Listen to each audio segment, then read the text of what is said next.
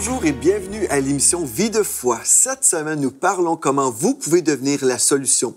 Si vous êtes dans l'épreuve, peu importe l'épreuve, le Seigneur est plus grand que votre problème. Et cette semaine, nous recevons à l'émission Vie de foi la sœur Merveille Maliro, qui est la responsable de l'orphelinat Malaika au Congo. Bonjour et bienvenue, Merveille. Bonjour, pasteur Joël. Gloire à Dieu. On a parlé hier de ton témoignage en arrivant à l'église avec nous, où ton mari t'a abandonné, tu étais dans une situation difficile, où même ta famille au Congo avait vécu un temps d'épreuve aussi, la famille a éclaté. Et malgré toutes ces choses difficiles que tu vivais, malgré ton chagrin, tu as décidé de placer ta foi dans le Seigneur et de relever la tête, et le Seigneur t'a secouru. Et on a été vraiment édifiés par ton témoignage et ton attitude de la conquérante. Et même, tu as écrit un livre concernant ton témoignage. Donc, je vais t'inviter à présenter Le mur est bâti, oui. Okay, le mur est bâti. Moi, je conçois ma vie comme ça. Parce que quand j'avais commencé à écrire... Pour écrire le livre, j'avais fait une vision. Et puis, je voyais l'écroulement de murs. Et à côté, c'était un autre mur qui montait. Puis, j'ai dit au Seigneur, qu'est-ce que c'est? Il a dit, ça, c'est toi. Donc, l'écroulement, et en même temps, je suis en train de te bâtir. C'était ça. Oui, vraiment. Et puis, là-dedans, j'ai écrit comment j'ai été restaurée. En fait, c'est comme ça. Gloire à Dieu. Donc, on peut passer à travers une épreuve, mais si on place notre foi dans le Seigneur, le Seigneur sait comment nous restaurer. Et non seulement nous restaurer, mais ensuite, on peut continuer à avancer et vivre des miracles. Et aujourd'hui, on va parler de ta vie de miracle, de toutes sortes de choses que tu as vécues. Mais juste avant, je veux rappeler nos amis à la maison d'un texte qu'on a lu, un texte vraiment important. Si vous êtes dans l'épreuve en ce moment, dans le psaume 46, au verset 2, il est écrit « Dieu est pour nous un refuge et un appui, un secours qui ne manque jamais dans la détresse. » Donc, notre sœur Merveille a pu témoigner que c'est une réalité, que Dieu est un secours, un appui, certainement. Donc, on dit gloire à Dieu pour ton attitude que tu as eue. Tu n'as pas été victime longtemps, tu as vécu, des choses difficiles, mais tu as décidé d'être victorieuse. Et puis, tout ça dépendait de ton attitude. Et puis, à cause de ton attitude, qui nous a vraiment bénis aussi, Mathilde et moi, on était impressionnés par le fait que tu tournais vraiment vers le Seigneur et que tu plaçais ta confiance en lui. On a vu, même malgré ton épreuve, on a vu la joie de l'Éternel sur toi. Puis Mathilde me disait, mais c'est remarquable, cette femme vit des choses difficiles, c'est l'horreur, et pourtant, elle est souriante parce qu'elle a placé sa foi en Dieu. Amen. Et puis après, tu nous as convoqués pour une rencontre, Merveille. Tu voulais nous parler de certaines choses, et puis je vais t'inviter à nous partager un peu ton cœur pour les enfants, parce qu'aujourd'hui, on va parler du cœur du Père pour les orphelins, mais toi, malgré tes difficultés, tu n'étais pas juste concerné par ton jeu et ce que tu vivais, mais ton cœur était aussi au Congo, même si tu habitais au Canada, tu habites toujours au Canada, mais ton cœur était au Congo pour des enfants. Donc, raconte-nous un peu ce qui s'est produit. En fait, vraiment, pour moi, malgré les difficultés, pasteur Joël, j'ai prié toujours Dieu que je voulais qu'il m'utilise, que je voulais que quand il va aller faire des miracles, qu'il m'amène avec lui. C'est comme ça que je prie. C'est comme ça que je prie. Alors, comme mon cœur aussi était au Congo, pour les enfants surtout, orphelins qui souffraient, et c'est ça depuis des années, même quand j'étais là, vraiment ça me faisait beaucoup de la peine, même si je ne pouvais pas avoir l'argent pour leur donner. Mais il fallait que je trouve même mon vêtement pour donner à un enfant. Alors, c'était comme ça. Et en arrivant ici, comme ça me préoccupait toujours, et c'était ça dans mon cœur, et je disais, Seigneur, il faut que tu me ouvres vraiment les portes, que tu trouves le moyen pour qu'on puisse secourir les enfants au Congo. Et je me souviens, dans une période, en décembre 2014, j'étais vraiment dans la prière et j'ai prié pour ça. Je disais, fais quelque chose, Seigneur. Il faut qu'on ait vraiment le moyen à aider les enfants là-bas. Et 2 semaines comme ça, avant Noël, je pense que je t'ai déjà partagé ce témoignage. 2 semaines avant Noël, je disais à Dieu que je voulais bénir une personne au Congo dans un hôpital. Et puis, je n'avais pas d'argent. Je n'avais pas d'argent comme ça, là. Et puis, c'était ça ma prière. J'ai dit, Seigneur, donne-moi de l'argent. C'est ce que je priais. J'ai dit, donne-moi de l'argent. Je ne sais pas si tu te souviens. Un jour, tu m'avais appelé pour me dire qu'il y avait une personne qui avait mis l'enveloppe dans le panier d'offrande. Je ne sais pas si tu te souviens. Non, je ne sais pas, mais je te crois. Oui. Alors... Donc, une personne avait mis de l'argent de côté dans l'enveloppe, et puis il avait écrit Merveille dessus. Ah bon, OK. Oui. Et puis, quand tu m'avais appelé, et puis tu m'as apporté, je ne sais pas ce que c'est, Pasteur Wallace, des cartes de des épiceries. Oui. Et pour moi, ça, c'était la réponse. Parce que je disais, Seigneur, je veux bénir une personne le jour de Noël. Oui. Et puis, 2 semaines avant oui, Noël... Oui, je m'en souviens, là. Oui, 2 semaines avant Noël, vous m'apportez des cartes cadeaux. Des cartes cadeaux. Alors, l'argent que moi, je devrais utiliser pour Noël, pour mon épicerie à moi, j'ai donné ça à cette personne au Congo parce que Dieu venait de me bénir autrement ici. Alors, et puis, quand je priais, je disais, Seigneur, il faut que tu me donnes des directives. Et puis, j'ai appelé ma mère. Vraiment, j'avais une vision d'une femme qui était dans un hôpital à Katoa. Une femme qui venait de faire là-bas beaucoup de temps. Ça, parce qu'elle n'avait pas de moyens pour sortir de l'hôpital. Et j'ai dit, maman, tu vas aller à l'hôpital, tu vas demander une femme comme ça, avec des détails comme ça. Puis elle a dit, OK. Elle est arrivée et elle avait trouvé la femme. La femme venait de faire 3 mois à l'hôpital avec un enfant. Et elle n'avait pas de quoi payer pour le libérer. Okay. Alors, ce jour-là, cet argent a fait ce travail. La femme a été libérée. Elle est partie chez elle. Et c'était comme ça que je priais toujours. Wow. Alors, dans mon cœur, maintenant, un moment, vraiment, je sentais l'esprit me dire, parle-en au pasteur Joël de ce qui se passe au Congo. C'est spécial comment Dieu a commencé les choses. C'était par une vision, premièrement, une vision de cette femme dans le besoin. Tu parles à ta mère qui habite là-bas au Congo. Elle va découvrir finalement que ta vision était vraiment de Dieu et puis tu as pu secourir cette femme-là. Gloire à Dieu. Et puis quand j'ai entendu vraiment l'esprit me dire de t'en parler, je dis, OK, comment, c'est ci, c'est là. Bon, j'étais comme, Seigneur, d'abord, j'ai besoin de confirmation. Il faut que tu me le confirmes. Parce que c'est quelque chose, me présenter devant Pasteur Joël, c'est ci, c'est là, raconter. Je dis, il faut vraiment la confirmation pour que je sois sûre que c'est toi qui m'envoies. Tu veux que je lui en parle. Et j'étais dans la prière. Tout le temps, j'étais dans la prière pour ça. Et en même temps, je voyais des visions des enfants. Encore une fois, je disais, c'était devenu un fardeau. Wow. C'était devenu un fardeau et que ça ne pouvait pas partir. C'est comme s'il faudrait que je fasse, que je t'en parle pour que je trouve aussi mon repos à moi aussi. C'était vraiment un fardeau que j'avais. Alors, dans ma prière, je me souviens un jour, j'ai demandé à Dieu, j'ai dit, aujourd'hui, il faut que quelqu'un m'appelle au téléphone pour me dire que tu me le confirmes. Alors, ce jour-là, j'étais chez moi en attendant un coup de fil, je ne sais pas d'où, pour me dire, vas-y, c'est moi qui t'envoie. C'est peut-être que la personne qui va m'écouter va dire, c'est normal ça? Oui, c'est normal. Parce que ce que j'attendais, moi, quand je parle à Dieu, je parle à Dieu comme, il est là, il m'écoute. Comme ton ami. C'est mon ami, au jazz. Oui, c'est ça. Alors, c'est peut-être comme la nuit. Et puis, à 23h30, j'avais regardé la montre. Mon téléphone sonne. Tout à l'heure, la journée, j'attendais. Et puis, mon téléphone a sonné à 23h30.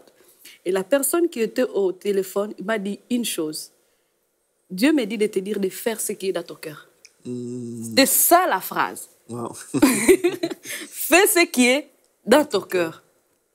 Alors là, j'ai compris que c'était Dieu qui m'envoyait à fait t'en parler. Okay. Alors, c'est comme ça que je t'avais rencontré à l'église pour te dire, j'ai des choses que je voulais vous partager.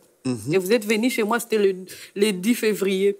Donc, Mathilde et moi, on s'est déplacés, on est allés te rencontrer. Oui, c'était le 10 février 2015. OK. Oui. Okay. Alors, c'est moi là maintenant que je vous ai parlé de ce qui se passe au Congo, la souffrance des enfants, les enfants qui n'étudient pas, les enfants qui souffrent de la malnutrition, qui sont à l'hôpital et en même temps, ils ne trouvent pas assez de médicaments. Oui. Donc, on a démarré à ce moment-là le projet Néhémie. C'est juste un projet pour secourir les enfants dans le besoin.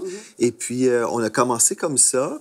Et ensuite, raconte un peu ce qui s'est produit par la suite. En fait, ce qui est aujourd'hui, c'est devenu un orphelinat. Mais au début, comme ça, on ne savait pas que ça deviendrait l'orphelinat. Et surtout, le temps que ça a pris, c'était vraiment rapide. Parce que je me souviens, pour le projet Néhémie, on avait fait une offrande spéciale. C'était le 22 février 2015 à l'église pour les enfants. On avait 17 élèves à l'école, à une école secondaire là-bas à Butembo. Butembo, c'est une ville au Congo. Et 4 enfants qui souffraient de la malnutrition à l'hôpital des Catois. C'était ça. C'était très petit comme projet, mais c'était bien parce que c'était comme un premier pas là, pour secourir. Vraiment, c'était premier pas. On ne savait pas à quoi on va s'attendre, mais quand même, on a fait ce premier pas de foi. Oui, gloire à Dieu. Donc, on a pu aider ces enfants. Et après, tu nous as contactés encore et tu disais, j'aimerais ça vous rencontrer pour vous partager un autre projet. Oui. Et puis, je me souviens, tu étais à la maison chez nous avec, Mathilde et moi. Il y avait, je pense, d'autres femmes de justice aussi. Oui. On peut juste ouvrir une parenthèse. Tu es responsable à l'Église aussi de l'intercession qu'on a à l'Église, d'un groupe de femmes. Donc, quand les gens écrivent à Vie de foi, par exemple, pour des requêtes de prière, les femmes de justice prient. Donc, quand vous nous contactez, videfoi@enseigne-moi.com et vous dites « Priez pour moi », comme plusieurs d'entre vous font, en fait, c'est notre sœur Merveille et son équipe de femmes qui vont prier et intercéder pour vous. On a la prière également le mercredi soir avec le groupe Radical à l'Église qui prie aussi pour les besoins. Et les lundis matins, ici dans les studios d'Enseigne-moi, il y a une équipe d'intercesseurs aussi qui prie. Donc, quand les gens nous écrivent, il y a la prière de l'équipe Enseigne-moi, d'un groupe de prière radicale à l'Église et les femmes de justice. Donc, la prière, nous croyons certainement que Dieu exauce encore aujourd'hui. Donc, c'est ça, tu nous as convoqués pour une autre rencontre et puis on t'a reçu à la maison avec des femmes de justice. Et comme tu parlais, je me souviens, j'ai eu une vision de toi. Et après, toi, en fait, ce que tu voulais, tu me proposais le projet de l'orphelinat Malaika. Et comme tu parlais, tu nous proposais même le nom d'une personne qui pourrait être en charge de cet orphelinat. Et puisque le Seigneur m'avait donné une vision de toi, d'une certaine façon, je savais par cette vision-là que Dieu t'appelait à être la responsable. Mais toi, tu venais pas te proposer personnellement. Toi, c'était quelqu'un d'autre que tu proposais même. Pour moi, l'essentiel, c'était que les enfants aient de l'aide. C'est ça. C'est ça. Oui. Donc, comme tu parlais et comme j'avais eu cette vision-là, sachant même pas que tu allais me proposer ça, je savais que Dieu avait orchestré cette chose et que Dieu t'avait appointé pour ce ministère-là. Donc, quand tu me demandais, est-ce que tu es d'accord? J'ai dit oui et non. J'ai dit, je ne suis pas d'accord que cette autre personne soit la responsable. C'est toi la responsable. Et puis, c'était merveilleux parce qu'en même temps, c'était une confirmation d'une parole que le Seigneur m'avait donnée. Je crois que c'est en 2008, quand je suis revenu au Québec, on partait de l'Alberta. Et comme l'avion venait tout juste d'atterrir, quand je suis arrivé à l'aéroport, et puis j'ai sorti de l'avion, je suis sorti, et puis, tu sais, entre l'aéroport et l'avion, il y a un petit corridor, une sorte de passerelle. Et puis, je me souviens, je suis sorti de l'avion, et tout de suite, dans mon esprit, j'ai entendu à l'époque Franco-Mission internationale. Et puis, c'était fort en moi. Mais d'où vient ce nom? Franco-Mission internationale. Et puis, je ne savais même pas à l'époque, c'est pas au juste, là, mais je savais que c'était Dieu. Donc, j'ai enregistré le nom tout de suite en arrivant au Québec, en revenant. J'ai fait enregistrer ce nom-là pour l'utilité future. Et finalement, c'est comme ça aussi on a démarré le bras droit humanitaire de l'Église. C'est Franco-Mission internationale. Et dans Franco-Mission internationale, on a les 2 branches. On a l'orphelinat Malaika et Mission Caraïbes aussi. C'est une mission pour aider des personnes démunies dans les Caraïbes. Donc, on reconstruit des maisons et tout ça. Donc, ça, c'est Franco-Mission internationale. Mais pour toi, tu es responsable de l'orphelinat Malaika, qui a commencé avec, en fait, une femme au tout début. D'abord, il y avait une femme au Congo, une femme qu'on ne connaissait pas. Et puis, on avait aidé 2 des enfants qu'elle gardait. Ces enfants étaient malades, étaient malades à l'hôpital des Catois. Alors, quand on avait fait l'offrande spéciale pour les enfants là-bas, alors ces enfants étaient parmi ceux qu'on avait aidés. Alors, après, on avait, je pense que si ce n'est pas 1 mois et demi comme ça, on avait appris sa mort. Alors, ça nous a comme beaucoup touchés de savoir que, oh, waouh, la personne vient de mourir. C'est comme si les enfants vivaient un second deuil, perdre une autre fois encore. Ils étaient 2e fois orphelins, là. Oui, c'est ça. Alors, c'est comme ça qu'est vraiment le courage aussi, sans dire vraiment écouter Dieu, de prendre et de dire, OK, continuez. C'est à ce moment-là, tu m'as dit, Merveille, est-ce qu'on peut prendre soin de ces enfants-là? J'ai dit, certainement. Je savais, dans mon cœur, j'avais la paix de Dieu. C'est toujours comme ça, on peut savoir si Dieu veut qu'on fasse telle ou telle chose. Si on a la paix de Dieu, Moi, j'avance. Hein? Donc, tu me dis, on a cette histoire-là. La dame vient de décéder. Les enfants orphelins qu'elle avait reçus chez elle, bien là, ils se retrouvent encore orphelins. Est-ce qu'on peut les secourir? J'ai dit oui, allons-y. Donc, on a pris en charge ces enfants-là, qui est devenue finalement l'orphelinat Malaika. Et aujourd'hui, c'est ta mère au Congo qui est la mère de la maison. Oui, c'est ma mère qui s'occupe des... Vraiment, elle supervise tout. Ouais. C'est elle la directrice à l'orphelinat Malaika au Congo. Oui, c'est ça. Et ce que moi, j'ai trouvé aussi dans ce projet, c'est vraiment la prière. Parce qu'avec les femmes de justice, quand on priait, on recevait beaucoup de choses vraiment pour ce projet. Et directement, on savait que, waouh, c'est un projet de Dieu. On sait que là où Dieu va amener ce projet, c'est très loin. Parce que les visions qu'on recevait, c'était vraiment des grandes visions. Oui, toi, tu sais comment rêver en couleur. Ah oui, il faut rêver en couleur. Ça, j'ai appris à l'Église de la Victoire. Rêver en couleur, pas en noir-blanc. C'est ça. Parce que Merveille, quand elle me rencontre, des fois, elle me raconte des choses qu'elle reçoit de Dieu. Et puis, je dis, waouh, ce projet est tellement grand, Dieu va devoir intervenir. Et puis, c'est merveilleux parce que Dieu sait comment intervenir. Hein? Oui. Hein? C'est ça qui est merveilleux. Et Dieu a fait des grandes choses. C'est vraiment remarquable. Donc, aujourd'hui, on a l'orphelinat Malaika, qui veut dire... faire presque 2 ans. Oui? Malaika, c'est un ange. Malaika, c'est la langue swahili. En français, c'est un ange. Un ange. Oui. Donc, on veut que les gens, les enfants dans cette maison ressentent la présence de Dieu, qu'ils puissent aussi savoir que l'ange de l'Éternel campe autour de ceux qui craignent Dieu, qu'il y a vraiment la présence protectrice de Dieu. Parce que juste à côté, on a Béni, une ville qui a été vraiment détruite par la guerre. Et puis, on a même des enfants de Béni aussi qu'on est allé chercher, qu'on a en ce moment, je pense, c'est 4 enfants de Béni. Actuellement, on a 4 enfants de Béni. Ces enfants ont perdu leurs parents vraiment de manière atroce. Vraiment, le massacre qui s'était passé là-bas. Alors, il y a un petit enfant qu'on appelle Josué. Il a 2 ans et demi. Et puis, Josué avait été retrouvé sur le corps sans vie de sa maman. Et autour, c'était d'autres cadavres. Alors, on a récupéré la femme qui était vraiment là-bas. C'est vraiment Dieu qui a protégé cet enfant. Et on l'a à l'orphelinat Malaika. Wow, gloire à Dieu. Et aussi, on a vécu une chose... Merveille, où il y avait des parents qui voyaient qu'on prenait soin des enfants. Par exemple, les enfants sont certainement logés, nourris. On paye aussi pour la scolarisation.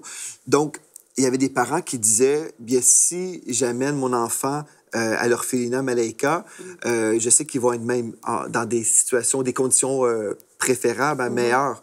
Donc, ils arrivaient avec leurs enfants pour qu'on puisse les nourrir. Mais finalement, on a dit non, on ne veut pas prendre les enfants quand les parents sont vivants, parce qu'en ce moment, on a des enfants qui ont perdu leurs parents. Donc, ce qu'on a démarré au même temps, là, au même moment, c'est, j'ai un blanc de mémoire, l'alimentation franco-mission. Donc, c'est ça, le programme alimentaire, là, où on peut nourrir aussi des enfants qui arrivent à l'orphelinat, qui ont besoin de manger. Donc, on a ce programme-là aussi qu'on fait. C'est un programme que... Parce que quand j'étais, par exemple, au Congo, il y a les gens qui souffrent vraiment, même s'ils ont des parents. Nous, on regarde seulement des enfants. Même si ils ont des parents, mais les parents, peut-être qu'ils sont vraiment dans des situations vraiment difficiles. Et il y a aussi des enfants qui sont dans des hôpitaux, qui souffrent de la malnutrition. La seule chose qui manque, c'est la nourriture. C'est la nourriture. Si on leur donne la nourriture, la santé va être correcte pour eux. Alors, c'est ce programme-là, Franco-Mission, c'est pour aider les enfants qui ont besoin seulement de manger peuvent venir manger à l'orphelinat. C'est ça. On n'est pas obligé de prendre les enfants en permanence. Les parents peuvent demeurer les parents. Certainement, notre cœur, c'est pas de voler les enfants. Non. Nous, on veut juste secourir. Il y a des gens peut-être qui vont nous contacter, ils vont nous poser la question, et je l'ai reçu déjà dans le passé. On veut juste vous dire qu'on ne fait pas d'adoption internationale. Il y a des gens, des fois, qui sont intéressés, ils disent, est-ce qu'on peut adopter ces enfants? Non, les enfants demeurent au Congo. L'orphelinat est là, en fait, pour prendre en charge ces enfants, mais on n'a pas l'autorisation de sortir les enfants du pays, et ce n'est pas notre cœur. On veut vraiment qu'ils puissent demeurer là et qu'on en prenne soin. Je veux juste clarifier ça, parce que des fois, il y a des gens qui disent, je veux aller adopter un enfant, mais on n'est pas cette sorte de mission-là. On est vraiment là pour les secourir sur le terrain. Sur le terrain. Oui, c'est ça. Donc, dans Zacharie 4:10, il est écrit « Ne méprise pas les faibles commencements ». Et au tout début, Merveille, c'était vraiment un petit projet. Donc, le projet Néhémie, qui est en fait, on rebâtit les murs aussi, Oui, hein, tu oui, vois. Et oui. puis, c'est un projet qui t'impliquait personnellement. Ensuite, les petits orphelins qu'on appelle les petits trésors. Parce que pour nous, une fois qu'on les a adoptés dans la maison, hein, donc on les appelle nos trésors. Et puis, sur le terrain, là-bas, on appelle la maison Malaika. Parce que légalement, on est un orphelinat, mais parce dans le que contexte, c'est une maison. pour nous, nous ne voulons pas que ces enfants aient l'étiquette d'orphelin, orphelin, orphelin. Quand Dieu dit il est le père des orphelins, et quand il donne et toi, parce qu'il ne les voit pas comme les orphelins. Dieu, lui, ne voit pas les enfants, ses enfants comme orphelins, vu qu'il est là. Alors, on ne peut pas continuer à appeler orphelins parce que Dieu, c'est pas comme ça que Dieu les voit. Ce sont nos petits trésors. Oui, c'est ça. Et puis, il y en a des enfants aussi qui sont arrivés qui n'avaient pas de nom.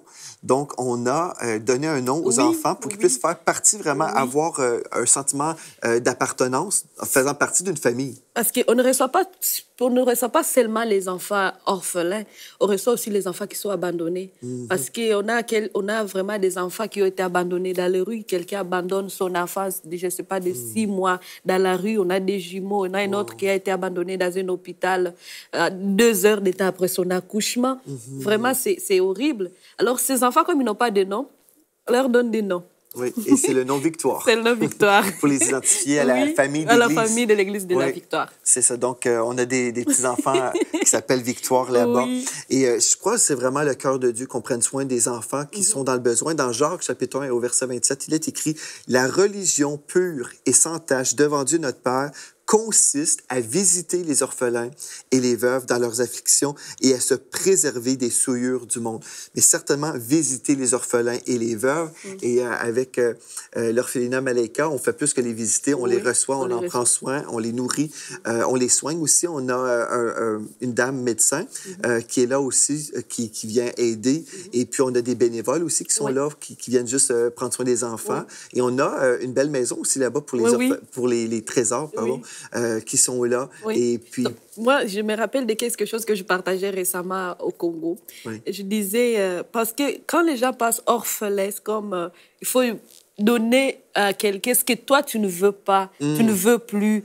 Je ne veux plus cet habit, alors c'est celui que tu vas aller donner. Ou, je ne sais pas, le donner le lit que toi, tu ne peux pas utiliser. Alors, notre cœur à nous, vraiment, j'aime la parole de Dieu qui dit « Fais à l'autre ce que tu veux qu'on fasse de toi. » Donc, notre cœur à nous, c'est il faut qu'ils se sentent dans un endroit merveilleux, qu'ils sachent qu'il y a un Dieu qui les aime à travers nous. Donc, là où ils doivent vivre, il faut que je me trouve aussi, j'ai la capacité de vivre là-bas. Voilà pourquoi ils vivent dans une belle maison. Parce que c'est ceux de personnes, c'est ceux des enfants de Dieu. Et on est là pour. Et on croit, nous, dans la bénédiction de Dieu. Amen. Donc, on veut que les enfants soient bénis. Et puis, je me souviens, je voyais des photos aussi, des fois, Merveille, tu es allée 2 reprises visiter l'orphelinat pour voir comment les choses se passaient. Puis, tu revenais des fois avec des photos, ou même on en reçoit. Là. Et au tout début, je voyais des enfants qui étaient bien vêtus, toujours bien vêtus. Hein. Depuis qu'ils sont arrivés, ils sont bien vêtus. Mais je voyais que les petites filles avaient les cheveux très, très courts. Puis, j'ai dit, mais c'est quoi cette chose-là? Et puis, tu expliquais un petit peu que c'était compliqué, un peu là-bas. Mais finalement, aujourd'hui, ils ont même des belles petites tresses et puis sont très jolies. Très jolies. Donc, on s'intéresse que vraiment les enfants puissent avoir un sentiment d'appartenance, se sentent valorisés, ils sont aimés. Et puis aussi, on veut qu'ils puissent avoir cette estime dans le Seigneur, là, qui sont des petits-enfants vraiment, importants. Les voir comme ça me bénissait, j'avais du plaisir. Et savoir, parce que je voyais quand on tresse leurs cheveux, par exemple, je vais prendre cet exemple. C'est la fille, c'est le faire comprendre, savoir qu'on l'aime et on veut faire sortir sa beauté. Donc, c'est comme, waouh, c'est une petite princesse. Oui, c'est ça. Oui, et, aussi, on a pu leur acheter une fourgonnette pour les déplacements, parce que ça, c'est important, qu'ils puissent avoir un moyen de transport, parce que les enfants se promènent aussi en allant chanter. Dis-moi, Merveille, ont quel âge les enfants en général? Les enfants qui sont à l'orphelinat, on n'a pas ceux de 10 ans, mais c'est vraiment l'âge entre 0 et 8 ans actuellement. Okay, 0 à 8 ans. Et puis, c'est ça, certains enfants vont chanter aussi dans des églises. C'est spécial parce que la prophétesse Faithing Gresseschi avait prophétisé sur l'orphelinat comme quoi les enfants seraient des petits chanteurs. Et puis, on a appris après qui chantait. Parce Oui. que ta mère aussi étant Oui. chanteuse, elle avait à cœur le chant. Et Oui, puis les c'est enfants ça. chantent. En fait, j'aimerais ça aussi. On va faire jouer une vidéo d'un chant. Et puis, probablement dans la prochaine émission, donc vous devez être là demain. On veut certainement placer une vidéo des chants. Oui. Mais vraiment, ils chantent bien. Oui. C'est très, très mignon.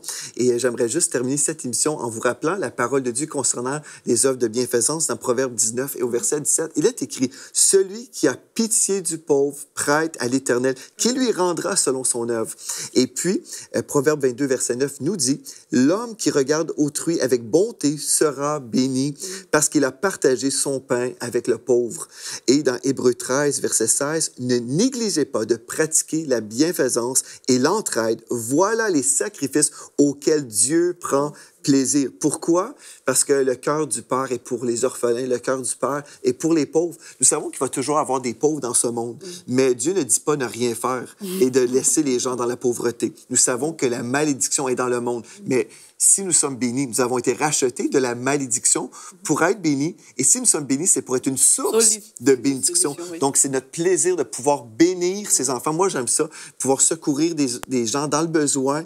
Et même, vraiment, c'est tellement une grâce pour nous.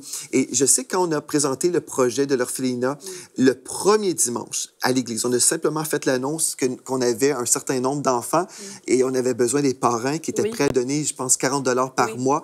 Ce premier dimanche, on avait adopté tous les enfants. On avait parrainé tous les enfants. Oui. Donc, on était vraiment bien partis. On remercie Seigneur pour la générosité des gens. Hein? Oui. Et c'est grâce à cette armée qui se lève pour soutenir l'œuvre de Dieu là-bas au Congo qu'on peut voir des vies transformées. Et en plus, non seulement on les nourrit physiquement, hein, avec la nourriture physique, mais spirituellement aussi, on leur donne la parole de Dieu. Donc, ils grandissent dans cette atmosphère de foi et de victoire. Amen. Amen. Et puis, on déclare sur eux une destinée. Ils ont vraiment un appel, une destinée. Et puis, j'ai hâte de voir plus tard ce que ces jeunes vont faire pour l'avancement du royaume de Dieu. Mais gloire à Dieu, si vous avez été bénis cette semaine jusqu'à présent, ça fait juste 2 émissions qu'on a passées ensemble, mais écrivez-nous déjà à videfoi@enseigne-moi.com, videfoi@enseigne-moi.com. Et puis, demain, on va poursuivre Merveille en parlant justement comment, avec Dieu, nous sommes la majorité. Parce que des fois, on se dit, c'est tellement grand le projet, il y a tellement de problèmes, financièrement, c'est impossible. Et si, admettons, Merveille, quand tu me proposais ces choses-là, si je regardais à notre compte de banque ou comme l'aspect naturel, j'aurais pu dire, c'est peut-être pas le temps, mais avec Dieu, nous devenons la majorité. Et c'est ça que Dieu veut faire. Il veut se glorifier. Il veut nous surprendre par ses bontés. Donc, c'est merveilleux. On va poursuivre demain. Merci, Merveille, d'avoir été là. Amen. Merci à vous. Et d'ici à demain, soyez richement bénis.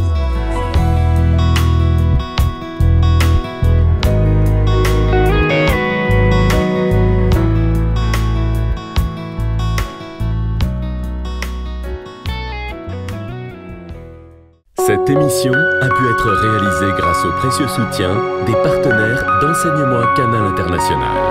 Retrouvez tous nos programmes sur emcitv.com.